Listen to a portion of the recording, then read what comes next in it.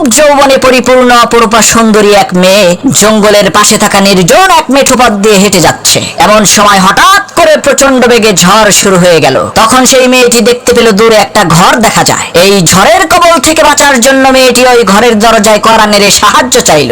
একজন টকবকে যুবক ছেলে ঘরের ভেতর থেকে দরজা খুলে সেই সুন্দরী মেয়েটাকে আশ্রয় দিল। এদিকে দিন পেরিয়ে রাত হয়ে যাচ্ছে, কিন্তু ঝড় বৃষ্টি থামার কোনো নামগন্ধ নাই। এমন সময় মেয়েটি দেখতে পেল সেই যুবক ছেলেটি তার হাতের আঙ্গুল মোমবাতির আগুনে পুড়াচ্ছে। এই দৃশ্য দেখে মেয়েটি প্রচন্ড পরিমাণে আশ্চর্য হয়ে বলতে লাগলো, হায় হায় সর্বনাশ, এটা কি মানুষ নাকি অন্য কিছু? পরের দিন সেই মেয়েটি বাড়িতে যেয়ে তার বাবার কাছে সব ঘটনা খুলে বলল, কাল রাতে তার সাথে কি কি হয়েছিল। তখন সেই মেয়েটির পিতা সেই ছেলেটিকে এসে জিজ্ঞেস করলো, বাবা, গতকাল রাতে মোমবাতির আগুনে তোমার হাতের আঙ্গুল পুড়িয়েছো কেন? তখন সেই ছেলেটি বলতে লাগলো, চাচা, প্রচন্ড ঝড়ের রাতে আমার এই নির্জন ঘরের মধ্যে আপনার সুন্দরী মেয়েটাকে দেখে আমার মনের মধ্যে কুপ্রবৃত্তি চলে আসলো। তখন আমি আমার হাতকে মোমবাতির আগুনে পুড়িয়ে মনকে বোঝালাম, ওরে মন, এই দুনিয়ার সাধারণ আগুনই তো তুমি সহ্য করতে পারো না, তাহলে জাহান্নামের ওই কঠিন আগুন তুমি কিভাবে সহ্য করবা? ছেলেটির এই সততা দেখে লোকটি বলল, বাবা, একটা রাত তুমি ধৈর্য ধারণ করেছো, তার বিনিময়ে আল্লাহ রাব্বুল আলামিন সারা জীবনের জন্য আমার এই সুন্দরী মেয়েটাকে তোমার করে দিল।